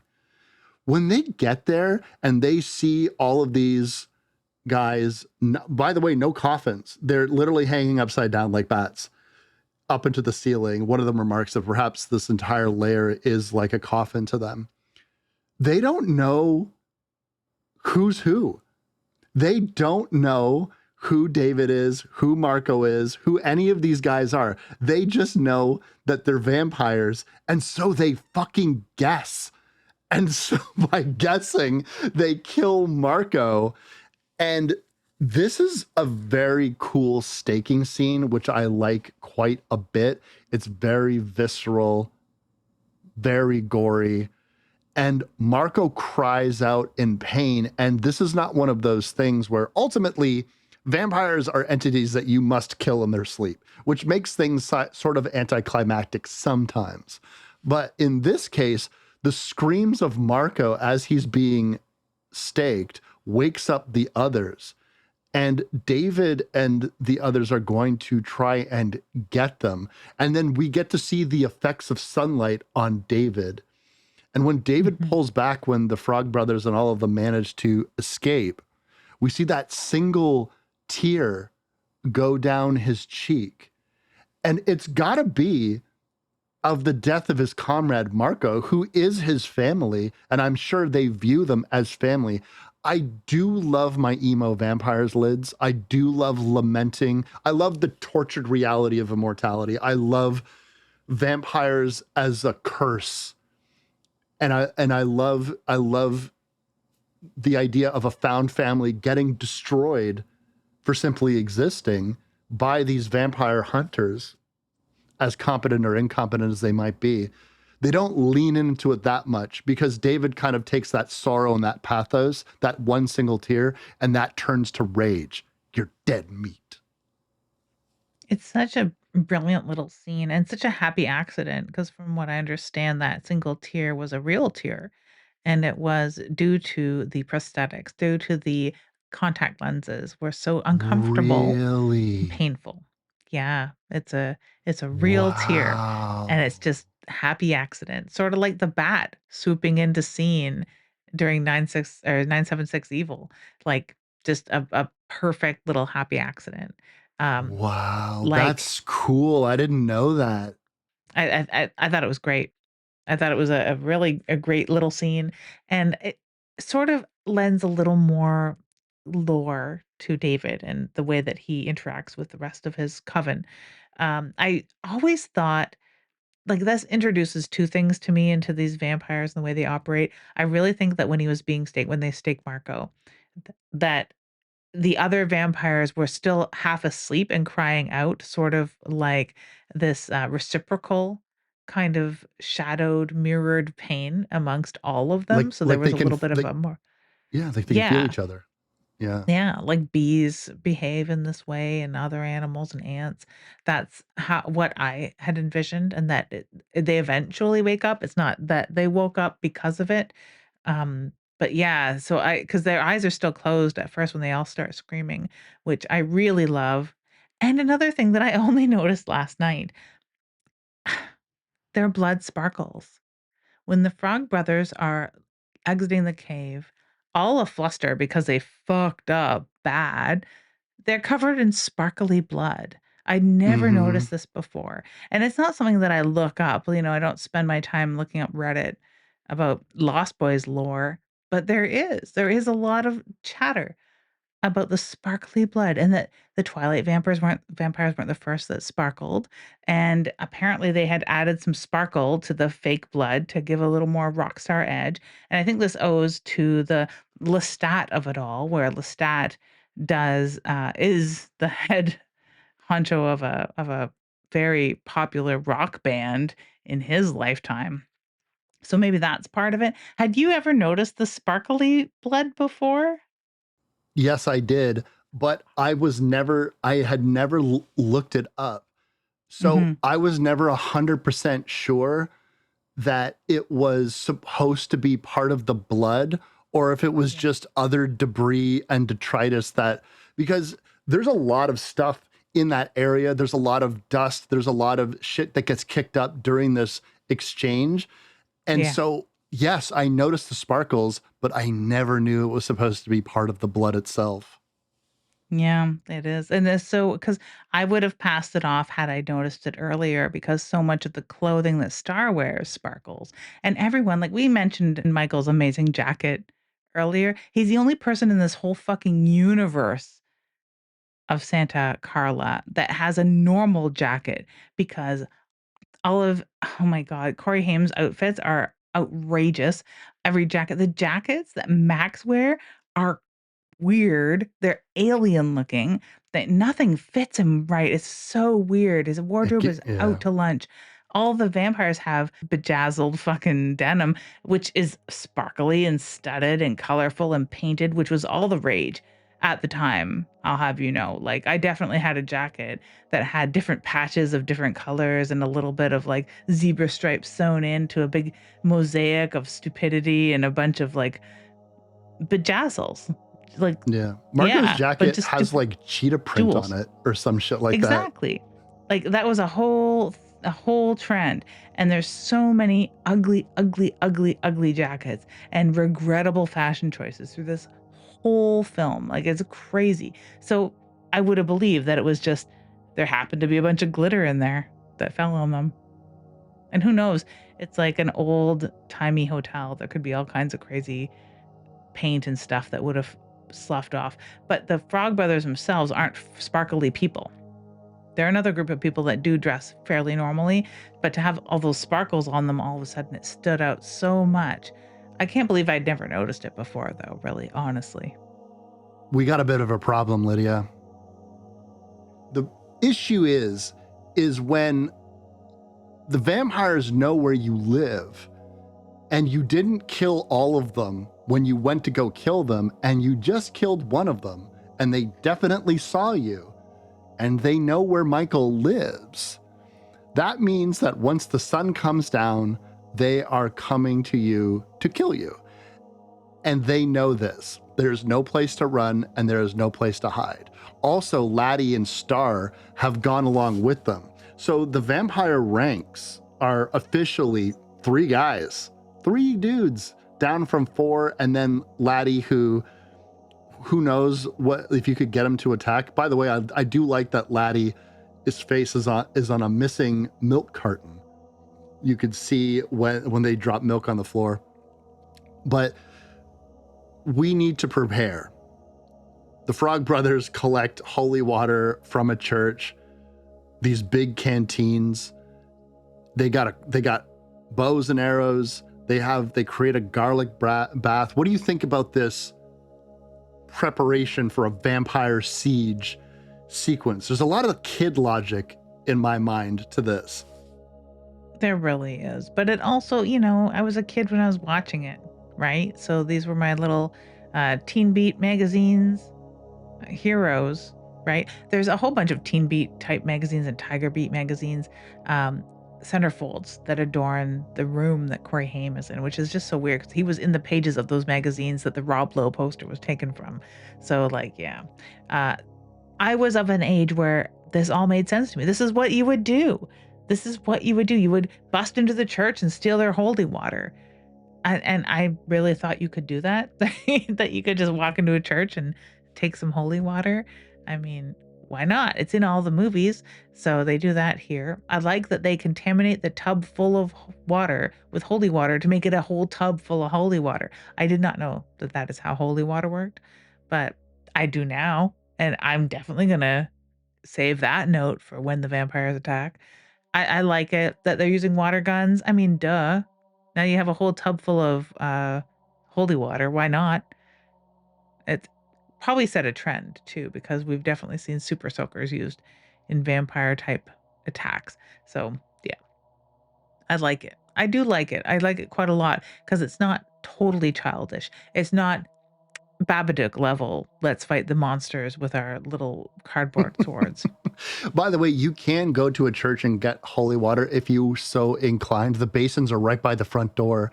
So it's actually exceedingly easy. They're more common than you might think. The hardest part is making sure that there's actually water in them. Because sometimes you can go to a church and the basin is there, but they don't actually have water in there. And there's also no guarantee that it was actually blessed, although you would assume. But when they were there, they go to the church is in service. There's a high probability that yes, indeed, that actually was blessed. Well, I know what I'm doing today. Get it in a little vial. No one would stop you. The front doors are wide open. So you don't even need to declare sanctuary or anything. But once David and the vampires come to here, by the way, they've cleared out the house. They convinced their grandfather, who might be suffering from some kind of early dementia, or perhaps he's just forgetful and old. You got a hot date tonight. Oh, I do? And so he just leaves the house. And Lucy, their mom, who has tried to reach out with to her boys several times throughout the film and is at her wit's end in the way that Michael is behaving, but is also getting a lot of other information, mostly coming from Max himself, about how boys need discipline and you need to make sure that they're not running wild, while at the same time appealing to her son, well, we used to be friends and we should be able to talk to each other. And so I just want to cite that because I don't want it to make it seem as though Lucy is completely absent from this narrative. She's not. She's very intricate into this whole dynamic of this family, but she is conveniently out of the house while these vampires show up. Man, there's a part of me that understands that for the sake of the fact that it's a movie, the vampires need to get destroyed. There's another part of me which makes it seem as though, did they not think that they would be prepared a little bit more than they are? Because these vampires show up with complete impunity and instantly die. And what's interesting to me is that they're not invited in. Holy fuck. They can just crash in. I thought about that yesterday when I was watching the fucking movie and I forgot to mention, but you're right. So when vampires are on the attack, they don't need to be invited in? Is that it? They don't need to be invited in when they're going to sexually seduce you? They don't need to be invited in? Like, I don't know. I know that Star is only a half vampire, but she shows up at the window and just kind of comes in. Like, there's not even an excuse you kind of joking entrance. They do just crash on in. I don't know where the rule broke here. Is it just, are we to believe that it just means that their means to hide their identity is no longer possible? So if they're trying to, they don't have their guises up, their glamour, they're fully vamped out. They don't need to hide the fact that they don't have a reflection. They are not immune to holy water. So all of these things, they couldn't have been invited in. So I guess it's just one of those things where, again, even like being a transitional vampire, you're not really a vampire, but yet you have all access to the powers and none of the vulnerabilities. So explain to me why it's better to be a full vampire. I don't know. Like but you're right. It's extremely weird, but I think that they're just counting on the action to move the scene and not giving us a break. This bathtub scene seems painful. Holy shit. Because even though garlic doesn't work, and this particular, I can never remember the name of the other two vampires, he quips that vampires, the garlic doesn't work, which is the first time that we've been shown a classic rule that does not apply. It's mentioned in passing, but the holy water does work, and he has not been invited in. So he melts, and we get a melting down to the bone. I love this too, and it's Dina, not Dina, it's Dwayne and Paul are the amazing vampires. Dwayne, Billy Worth, and Paul Brooke McCarter. Yeah, I like this, and it doesn't happen quickly either. Unlike the scenes where we get a lot of like vampire and human violence at the bonfire, this happens like over a lengthy period of time because we get a little bit of splashed on holy water and then like, oh, garlic doesn't do anything. And then we get him dunked into the tank, well, the bathtub full of water, and he comes up a couple times in various uh, levels of decay and acid bath. It behaves like an acid bath. It's fucking great. And then we have like a bobbing skeleton in the in the tub. It's a really really grisly. The water itself is frothing and bubbling and reacting much like it's an acid reaction, and it goes into the sewage system. And this would make me think that every tab is going to essentially be barfing out holy water because that's how holy water works, right? Oh man, is this death just murder on the pipes? That's the only thing I could think of. Perhaps as a kid, you're like, yeah, man, that's so radical. And as an adult, you're like, oh my God, that's tens of thousands of dollars of you might be better off to fucking move. Like, Yeah. Jesus Christ. Also, I want to cite something that we've neglected yet again. Nanook, named after Nanook of the North, I'm assuming. So the Frog Brothers are the ones that take this guy down. And you'd think, oh, they do it all themselves. No, no, no, no, no. And you don't have to, don't worry. You don't got to go look up doesthedogdie.com to know what happens to Nanook. Because this dog, not since Beast from The Hills Have Eyes, has there been a more fucking monstrously powerful dog. Nanook will literally body slam this fucking vampire into the tub. Like Nanook is like, oh, I see what's going on here. We got to get him into the holy water. Ka-chow. It's great. It is. He's an excellent little dog actor. There's a lot of scenes him and Corey Haim are like checking on Grandpa, and you see Corey Haim's head pop between the two sliding pocket doors, and then you see Nanook's head pop underneath his. It's just so adorable. So he's already ingratiated himself into our hearts and souls as the best dog ever. And then he does this. He's like, killer dog. I love it. Vampire killing dog. It is gorgeous. It's a wonderful little scene. And yeah, it helps because the Frog Brothers are just like little tiny Marines. I often thought that Corey Feldman's motivation was emulating Charlie Sheen in a lot of this, but like Charlie Sheen in like Platoon or something. But it was all action films that he was being like, because they are vigilantes. They are the Marines that are called in to help with this vampire scourge. Who cares if they're 13 years old, whatever. They're like little men, little soldiers, right? And they give each other a high five. The dog deserves a camo shirt at this point. At least a little camo scarf to wear around his neck, perhaps. He's part of the gang. I do like how the Frog Brothers do act like people beyond their years and wisdom beyond their years, and they act almost grizzled and so serious. But there are moments throughout the film in which they're proven to be wrong, or they're proven to sounding a little too grandiose, a little too serious, and it's almost like they break character. And in a weird way, the Frog Brothers are acting like kids who imagine themselves as a vampire killer from a movie. And you can see the guys break occasionally when they're found to be incorrect about something, which I just think is like another layer to this where, well, what kids act like this? I'm like, you don't understand. This is kids acting like kids trying to act like adults.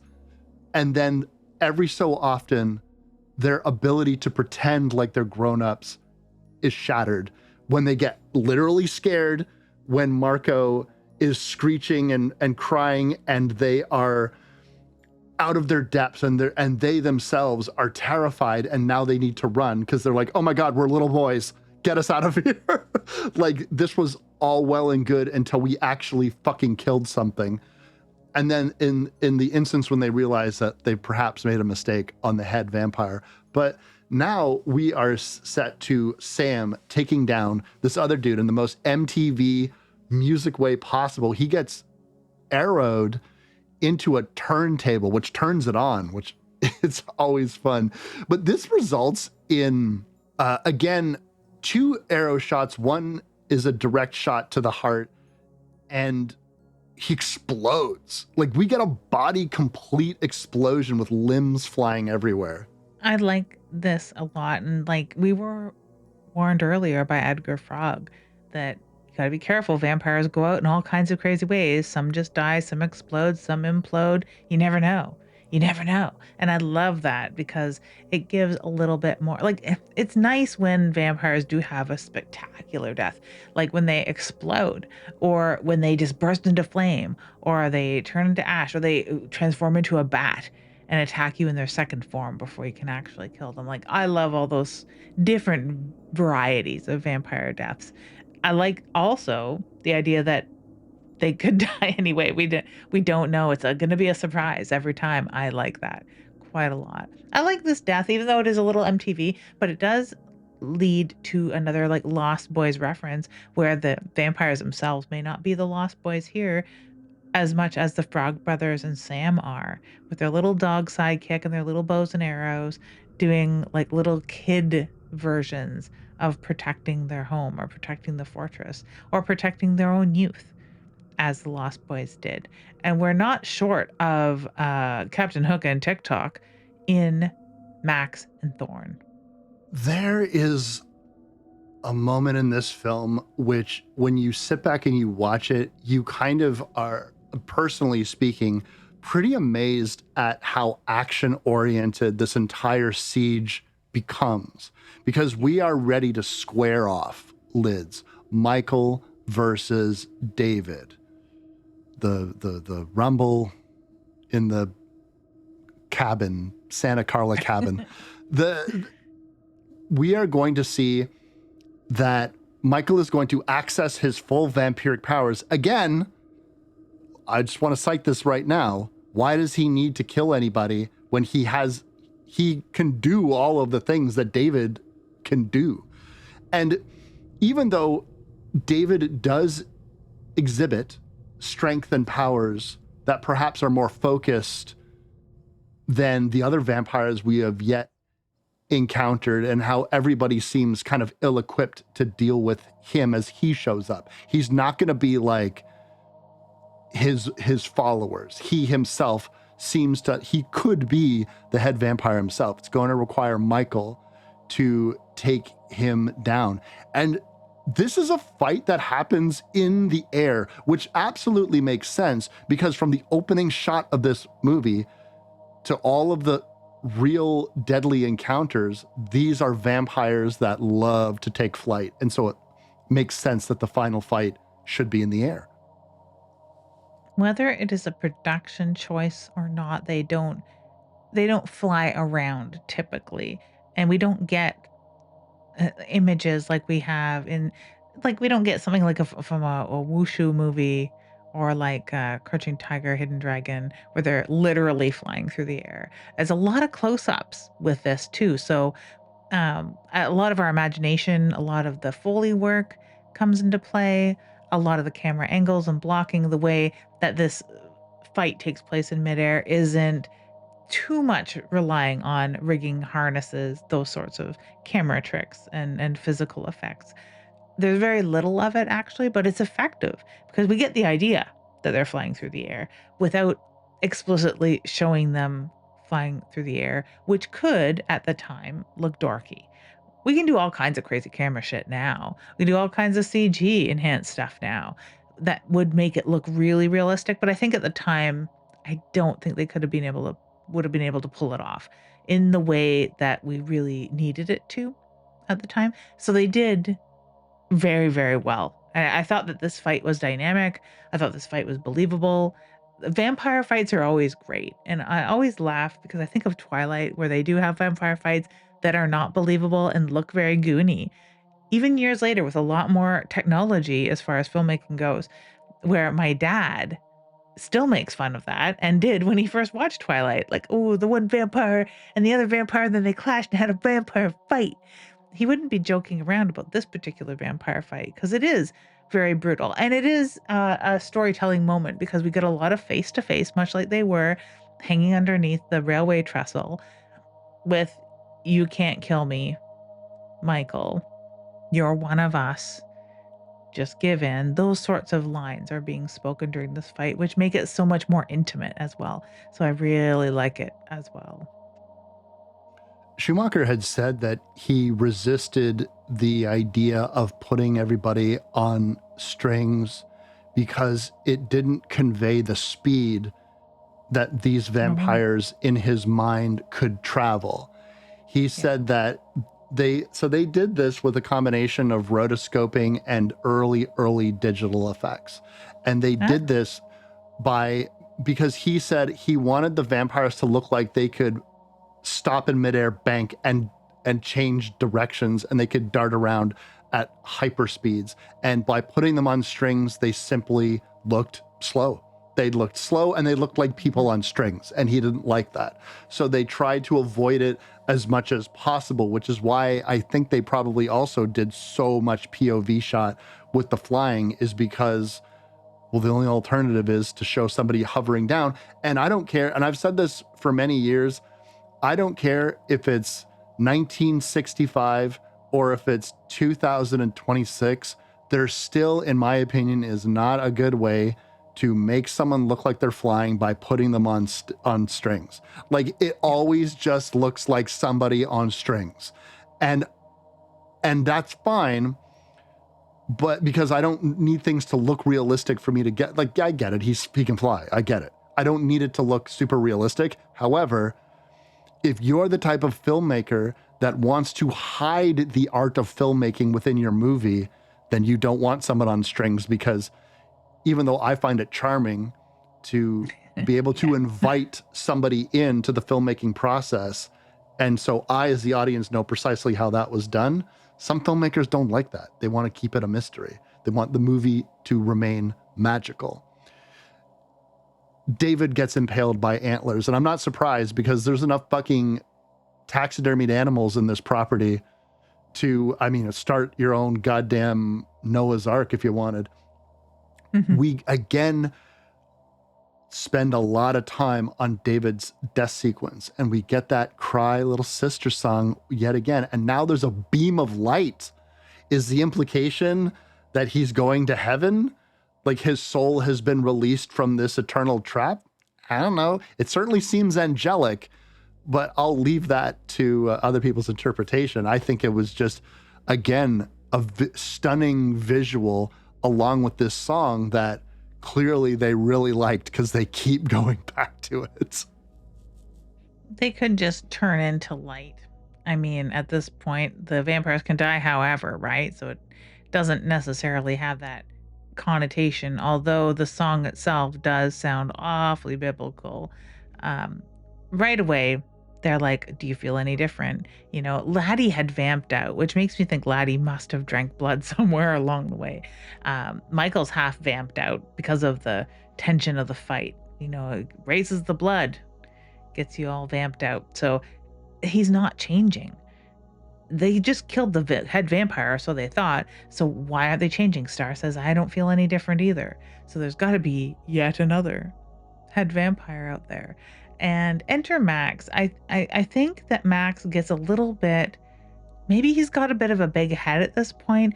I don't know what he thinks he's going to do, attack everybody. He's positioning his like love affair with Lucy as like something like he comes across as like overly sexist, and like Yes. the boys needed a mother, and now I'm just after your sexiness, or I don't know. He has his tongue sticking out and being like crass about it, that made me like Yeah. get confused, because he seemed to be like a, even though he was dressed like a total fashion victim, an old world gentleman vampire. He was the sire of this coven that he often said, I don't want you around here. You guys got to keep your, you know, keep low profile and things like that. Very old world vampire. Very much more in line with the Vampire Fright Night. A sexy, sultry, bunnied, old world vampire. And all of a sudden, he's just kind of goony, sticking his tongue out, and tossing threats around. What do you think of this Max and his sort of attitude change? I think Max the vampire and Jerry the vampire might be good pals, or at least good vampire neighbors to each other.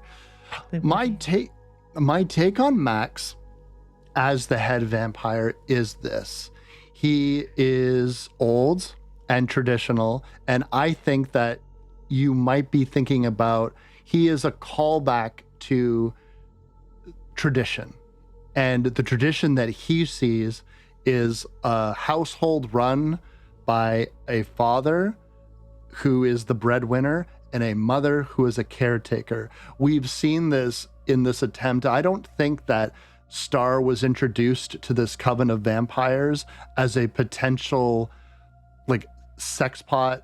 Like, it's not like the boys were particularly in love with her. I think that they're more addicted to the violence and the feeding and the fun than they are to like, we need hot girls around us. They were given a charge of like, we need a woman's touch in this fucking too many dicks on the dance floor type thing. We need maternity. And so Star was not interested in basically commanding these pack of boys. So they bring in Laddie to kind of keep her from running away, to try to convince her to be a full vampire. But perhaps, as Max probably sees it, the problem with Star is she's young and she's hot and she's wild. She's a teenage girl herself. We need a mother. We need a good mother. Oh, here's a good mother who just so happens to be related to this Michael kid that we were going to get Star to kill. Scratch that. New plan. Seduce Michael into becoming a vampire, and so Lucy could become my vampire bride, and she could just be the mother and caretaker to all of you. This is an indictment, Max's indictment, of Lucy divorcing her husband, moving away from her family, taking her kids with her, and trying to create a new family. And see, you need a husband and a wife to make sure these kids are under control. I need a wife because I'm too busy running my fucking video store or whatever the hell he's doing. And so this is what David's mission was. I'm convinced of it. And Star even says this was the secret that David was keeping, that you were the head vampire. And David might have been the only one that knew. So David would have been turned first. And when Max could see that his ideal Lost Boys were out of control and not traditional and wearing leather and had wild hair and driving motorcycles, we don't like that anymore. Why he's acting the way that he's acting with his like tongue sticking out, I don't fucking know. But that seems to be the logic. The logic is, let's go back to traditional values, because this non-traditional lifestyle is precisely how you ended up with a son that was almost a vampire, seduced by these no good Nick kids that have no parental supervision, particularly from me, who is somehow absolving myself of not being the parental supervision that they apparently need. That's all of these things thematically tied up into this conversation, which is why I think that this is such a brilliant snapshot of 1987. and again, the what Gen X kids were growing up in, the world that they were experiencing, this would have spoken volumes to them. And Max is this old fogey, dusty old dude that's like, what happened to the good old days where men were men, women were women, and kids said their prayers and were home before dark. Pretty much. You know what? He is a bit of an old man, and he's gonna get bested by an even older man because while they're having the very tense end scene where we have discovered the head vampire and we've seen how powerful David is, this guy must be 10 times more powerful. What can stop him now but a fence post through the chest? Because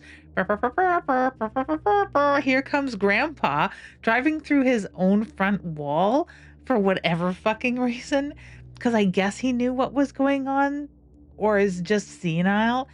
And he drives through the wall and a fence post, because he was fixing the fences, I guess, to guard against vampires. I don't know.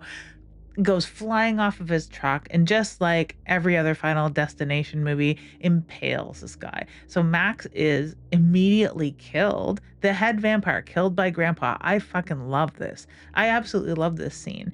Now I've seen in the script there's a whole lot more excitement that goes on with like a much more wild ending to the film.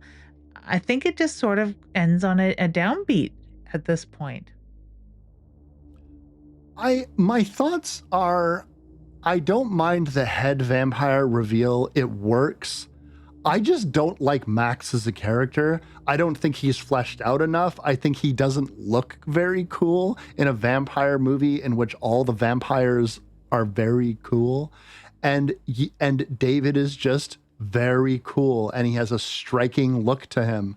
I like the hair and the jacket and the philosophy. And Kiefer Sutherland is such a good actor, and there's so many iconic lines that he says that it just makes this whole thing kind of just get through it so we can get on with it. Like, because I don't really care anymore. And not only he is given a very unceremonious death. I like the gag of Grandpa doing it, and then the long, languid look of everyone looking at Grandpa as he stumbles over and he grabs himself a drink from the fridge and he says, the one thing I can't stomach about Santa Carla is all the vampires. It lets you know, okay, he's known the whole time that this place is riddled with vampires. And perhaps he was hoping that he could protect his family without ever letting them know. But I guess he got tied up with the worst vampires that are in Santa Carla, let alone just any old vampires. But yeah, I don't know. Like, I like this, but also I just think Max as a character is kind of dull, kind of dumb. And he looks like a wiener. He doesn't look cool. I wish he looked cool. Like, couldn't he turn into like the master in Lords of Salem? Couldn't he be like a cool monster vampire like that? Or couldn't there be another head vampire that was hiding behind him? Perhaps Donald Sutherland would have been a really fun touch. That Max was just like a lackey. He was just a little Renfield that was in the way in between the real head vampire. That would have been super fun, but whatever. You know, the idea that there are vampires in Santa Carla everywhere, vampires everywhere, kill all vampires. It came from somewhere. It wasn't just this coven, because the Frog Brothers didn't know where they lived. The Frog Brothers didn't know them by name, didn't know them by sight, had probably seen them time and time again on the boardwalk, and didn't know they were the vampires. So like, there are other vampires and other head vampires, and whoever the hell made Max was probably way cooler. So rest assured, there's cooler vampires in Santa Carla than Max. And they start playing People Are Strange by the doors, and we're getting out of here. And what an end to a film that I feel like becomes more beloved as years go on. This movie, by the way, was a big success. Critically, it was pretty well received. It made a boatload of money. Back in 1987, like almost $40 million, and like against its budget. So this was a hit. This was a clear message to audiences and filmmakers about how you can do vampires in a modern way. And as I had said in the previous episode, it was a clarion call to alt kids, cool kids, punks, surfers, hippies, weirdos, all of these people that could look at these rock star fucking vampires and see themselves in it. And it could be a fantasy story about a fairly decent, if not unconventional home life getting turned upside down by the supernatural. I think that that sort of a coolness has followed Kiefer Sutherland around too, because later on, when he was in Flatliners, he played a whole other different kind of cool guy. Maybe not a supernaturally vampiric guy, but he certainly looked the part and was like quasi goth, at the time. It was a very interesting post-punk emo look that he had there. And this is that was more in line with the time when that movie came out, and this was more in line with the subcultures that were only just being discovered. This is like mid, almost post Satanic Panic, where there was a lot of like regular kids that looked punk and followed a punk aesthetic or listened to punk music or played punk music. So that sort of subculture was becoming gradually and just beginning to be normalized. So it wasn't necessarily the people that you fear. These were, people like you and I. And I really, really liked that too, because like it did give a little 12-year-old me some peers on screen, aspirational teenagers, older people on screen, and well adjusted, even though single parent on screen, which I really, really liked. Let alone a kick-ass soundtrack. My mom owned the soundtrack to this, and she played it all the time for years. It was like a timeless film. And watching it now, there's a lot of stuff that has aged really, really well. And even the take on the surf culture, the surf Nazis that they have there, the problem with runaways, the city and the towns and the like tourist places being somewhere sort of in between time. A lot of like tourist trap places are a little bit scary because, especially around the world, not necessarily in the United States, but because anything kind of goes there, it is a little scary. It is a little bit of a vortex or a black hole that someone can still fall into. So I think that that's aged really well too. Of course, vampires always age really well, no pun intended. So I love it that it still stands the test of time as like not even a cult classic, but a classic of vampire film. Yeah, definitely one of the most famous vampire films ever made, and certainly out of the decade of the 1980s. And I just loved the way that they were able to juxtapose the falling between the cracks. You have all of the beautiful people, the cool punks, the cool surfers, and then you kept intersplicing all of these missing posters to let you know that there's an ugliness to all of this beauty and glamour, but also taking the romantic nature of a vampire story and making freedom that the curse of vampirism gives you the romantic part, the aspirational thing, the thing that is like, wouldn't it be great to be free and to be young and beautiful forever, and you can just do whatever and just sit around listening to the Doors and laugh and kick back on the boardwalk for all time. Just a great film overall. But what do we got next for him? Coming up next, we've decided to stay in the vampire forte with a film that is new to me. This is a Lydia pick, but it very well could have been a Wes pick. It is Abigail. I just watched this, and I didn't watch it for the longest time because I'm a little bit of a vampire snob, but it definitely was more than I bargained for. I really loved it, so I'm happy to link it to Lost Boys as much as we can. As far as a new vampire classic, I really like the lore that they inject into Abigail. No pun intended. This was a film that when it came out, I went to see in the theaters. I was absolutely smitten with. I think it's a great modern vampire film, that it's iconic in its own right, and I think it's going to stand the test of time. So I'm excited to be able to talk about it and really dive into this film. Had a weird, wild history, originally starting out as an adaptation of Dracula's Daughter and then turning into pretty much a whole entirely different thing. Kind of, yeah. Yeah, it's very much its own thing. But hey, today's youth are very much their own thing. So I think it And on that note, I'm Wes Knipe. And I'm Typical Lydia. And you've been listening to Dead Air.